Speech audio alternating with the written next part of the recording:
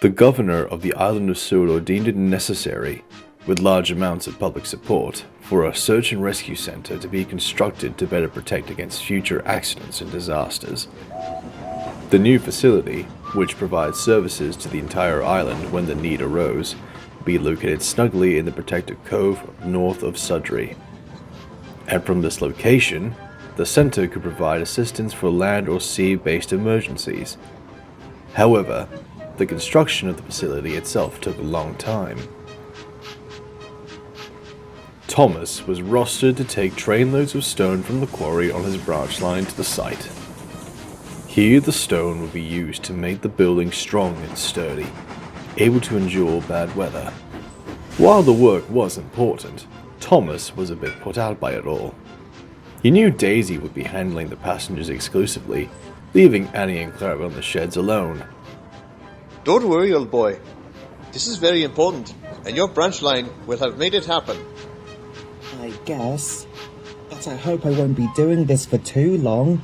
You know Daisy's opinion on coaches, and she'll just leave them alone in the shed all day. Thomas worked hard shunting the trucks of stone whenever they were needed, either to the worksite or in the yard all day. Before long, the sun was starting to set, and work slowed down for the evening.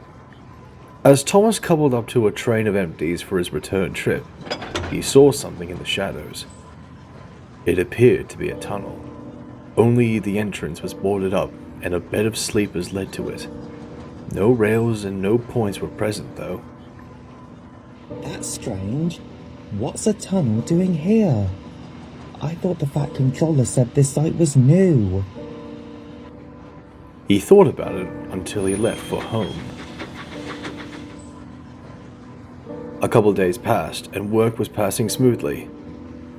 Every day, Thomas would look over at the tunnel and wondered where it had come from. He wanted to know more about it, but the busy site just didn't allow him time to ask.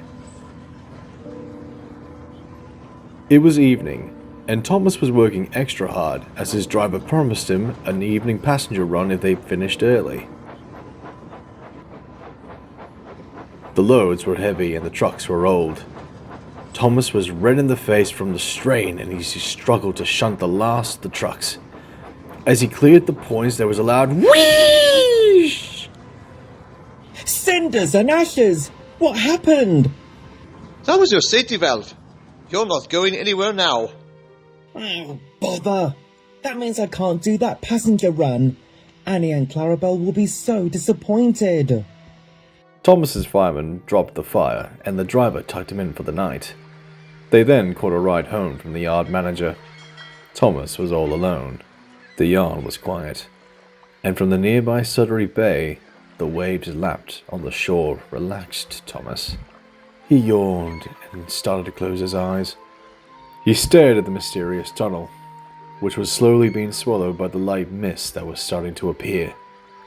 And soon, Thomas was fast asleep. The feeling of a coupling connecting stirred Thomas from his sleep. It had to be morning now, as he could tell the sun was probably just rising by the feeling of the light shining on his face. Oh great, you woke him up. Did not. My driver hooked him up gentle-like. Thomas wondered who these voices belonged to. They didn't sound like anyone he met. He opened his sleepy eyes and blinked widely as a harsh yellow light blinded him.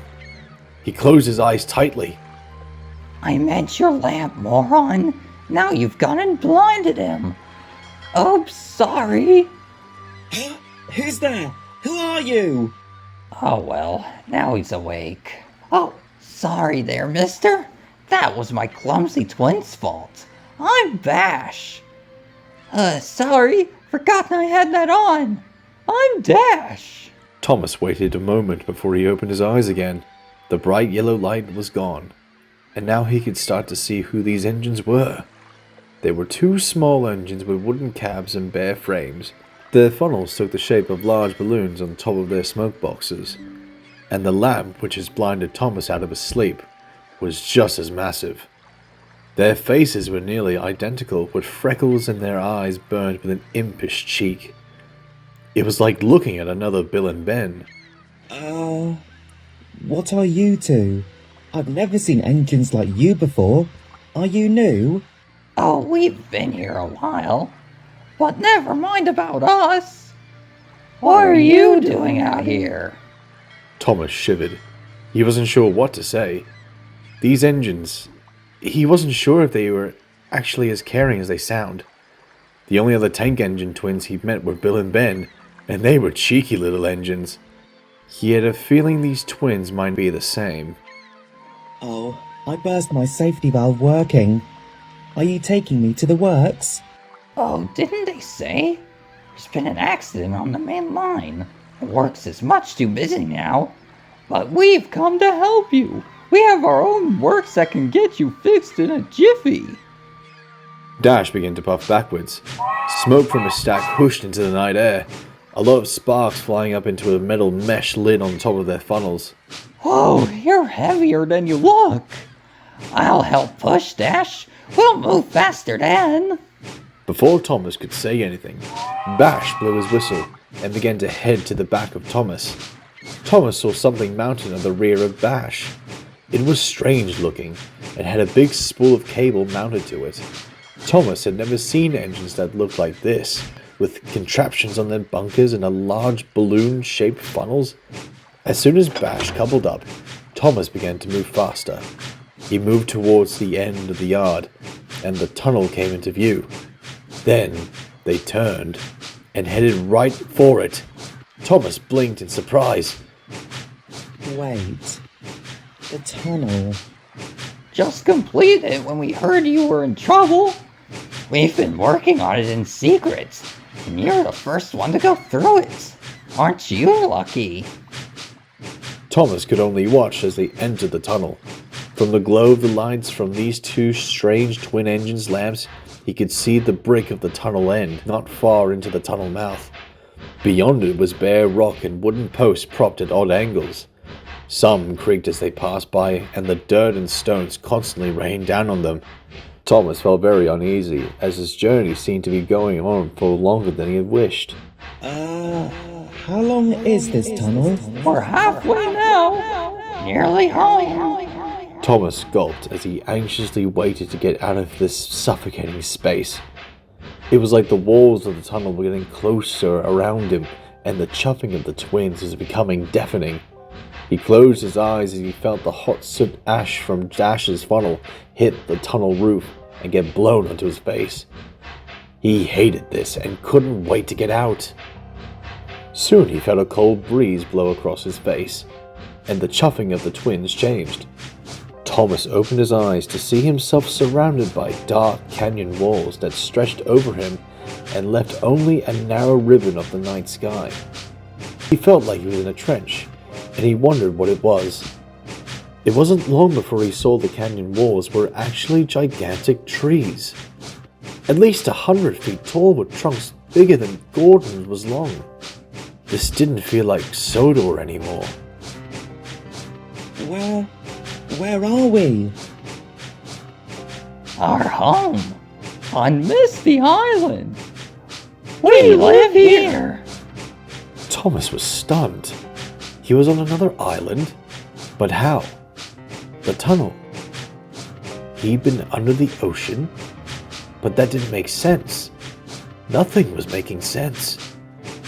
Thomas looked around as they traveled, the twins occasionally calling out scenery, such as a massive tunnel created out of a massive log, a sharp bend overlooking a valley that descended downwards into the mist, and a spindly-looking trestle that spanned a deep gorge. And here is a shake bridge. Shake, make me quake. Thomas gulped as he felt the tracks sway ever so slightly from side to side. He wasn't sure if the bridge was moving, or if the tracks were the problem. This wasn't like the small trestle bridge on the line leading up to the quarry. He was glad when they were finally off it. After a while they came into a big yard. Sitting on a nearby siding was a big tender engine. He was no bigger than Edward. but he was just as strange looking as these twins were. The engine smiled. Well, howdy there, stranger. Welcome to Misty Island. You're looking a little bit rough. What ails you? Safety valve. Popped it while working. Ferdinand then looked at Thomas, his brow furrowing curiously. Oh, did you? Were you working hard or hardly working? The two twins giggled loudly at Ferdinand's joke, and Thomas was shocked and offended. I'll have you know I was working extremely hard. You don't burst safety valves on a whim, you know. Easy now, stranger, easy. No hard feelings. A hard-working engine is what we like to hear. We'll get you sorted out and fired up in no time. Bash, shut our new friend over to the water tower. He's got coal, but gotta make sure he's got plenty of water.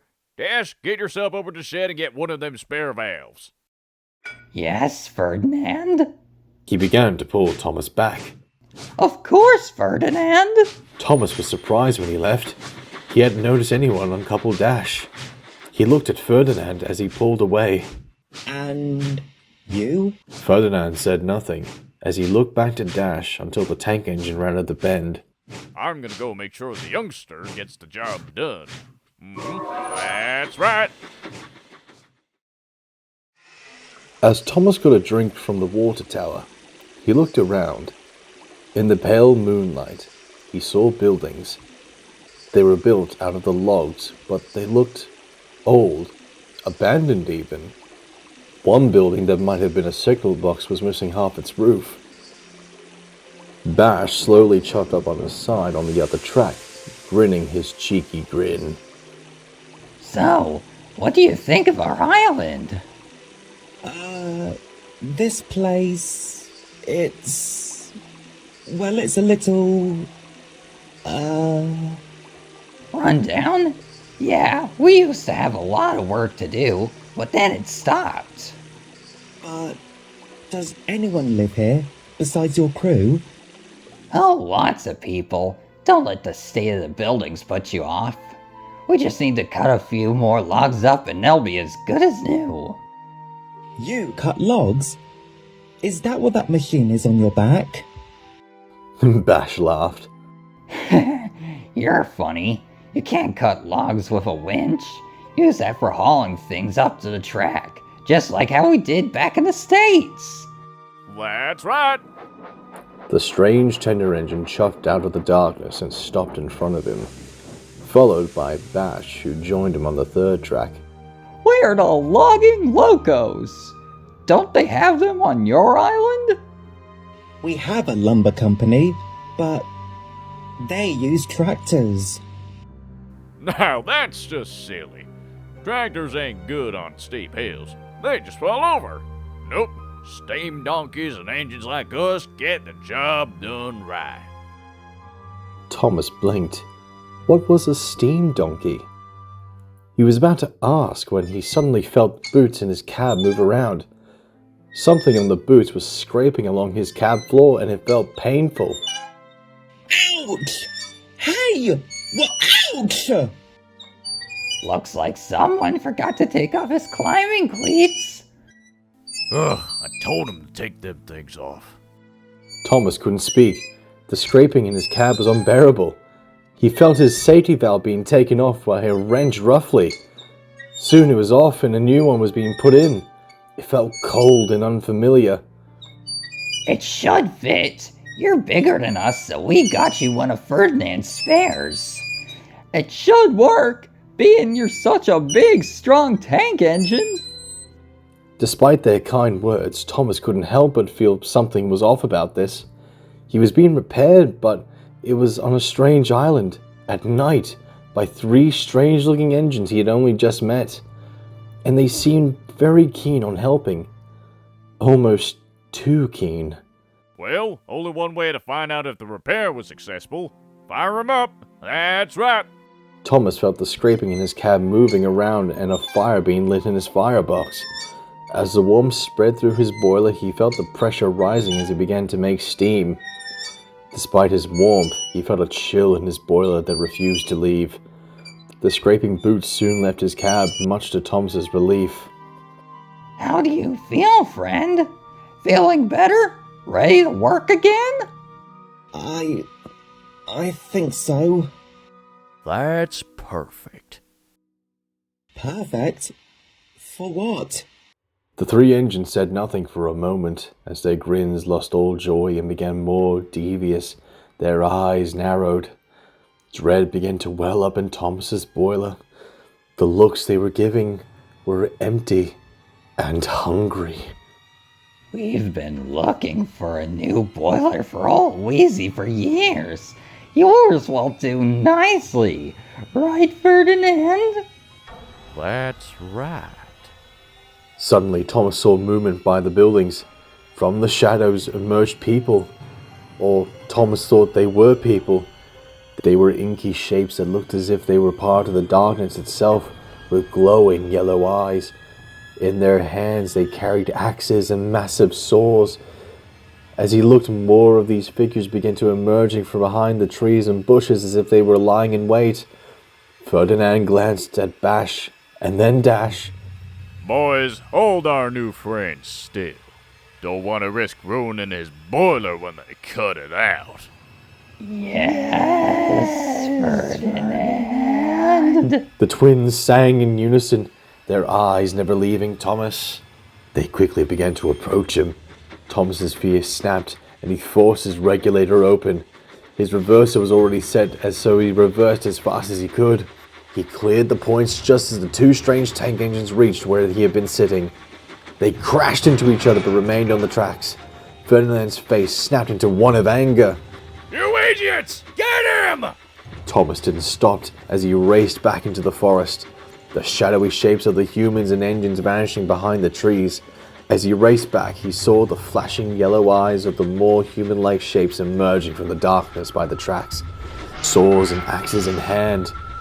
The tracks creaked and groaned from under him, threatening to snap at every corner. Each time he felt he'd tip over, but somehow he managed to hold himself onto the rails. Yellow lights flashed through the trees, followed by the dry chuffing of the logging locos chasing him. You can't run forever. We're gonna get you. Thomas bit his lip, racing faster, the pale lights of the tank engines flashing between the trees. He swerved around a bend, and the harsh light of their headlights slashing against his blue paint-like claws.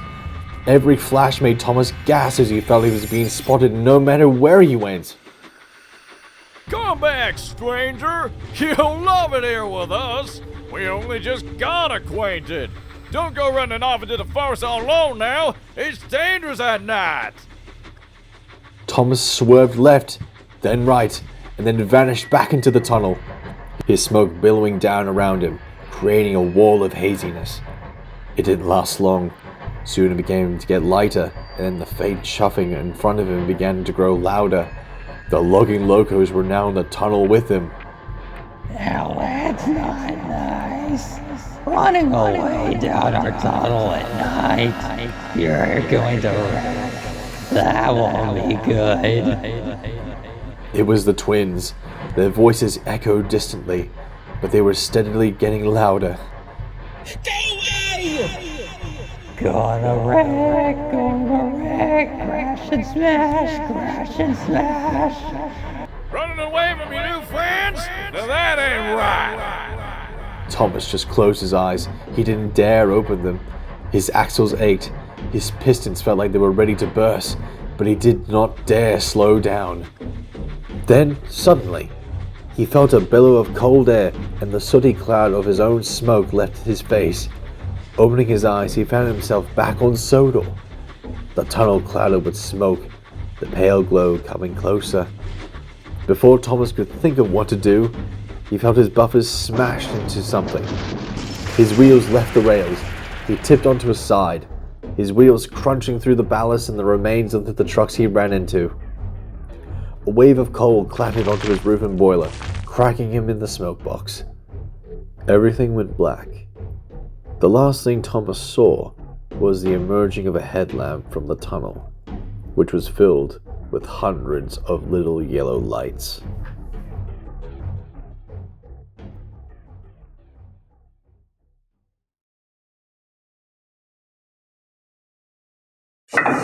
Thomas awoke with a startled scream. Instantly he blinked in shock to see the sun shining brightly. Workmen were milling around him, hooking chains to his sides as Rocky, the massive crane, had his boom positioned overhead. Whoops, sorry. Didn't mean to startle you like that. No worries, I'll have you back on the rails in no time. Looks like you're the first rescue for the rescue centre, and it's not even finished yet. How you managed to get into this mess, I'll never know. Thomas could hardly answer. He was looking around. Everything looked the same, but the tunnel. Thomas's eyes snapped to where the mysterious tunnel was, but it was behind Rocky and he couldn't see it. But he could still feel those yellow eyes staring at him. The tunnel! You need to close it! Tunnel? What tunnel? Came a well-known voice. It was the Fat Controller. Thomas stammered as he tried to explain. Sir, the one at the end of the yards. It goes somewhere. Somewhere awful. It needs to be closed. The Fat Controller stared at the little blue engine. Thomas, that tunnel goes nowhere. It wasn't even completed. Thomas blinked. What do you mean, sir? That tunnel was meant to connect the rescue centre to the main line, but it collapsed a couple days into its construction. The ground is so unstable, it's been deemed too dangerous to complete. Surveyors are looking to build around the coast instead. It's been closed ever since you started bringing your stone trains here. Thomas looked over as he was lifted back onto the rails by Rocky. Now he could see the tunnel, and it was, as it always been, boarded up with no rails leading to it. And there was no evidence that there had been any rails. I do wonder what got you into this predicament. Your crew insisted your safety valve was burst. An inspector was called to investigate the safety valve. No doubt. This isn't one of ours. Nope. I highly doubt you'll get your parts from Pennsylvania. Oh dear. It's happening again. What's that, sir? Oh, nothing. If this is all, then I suggest this tank engine receive an appropriate safety valve so he may get back to work, and I must be on my way. Sir? I don't know how this accident happened, but I intend to make sure it causes no further confusion or delay. The Fat Controller then walked off, leaving the little blue tank engine confused. He was certain what he had seen that night had been real, but nothing was adding up. He was glad when he was placed back onto the rails and allowed to return back to his branch line. A couple of months later, the rescue center was completed along with the main line connections. The tunnel portal was bricked up and turned into a bunker for the emergency generator. However, the investigations into Thomas's accident remained unsolved. Many railwaymen will tell you what they really think happened. However, I don't think we'll ever truly know the truth. That's right.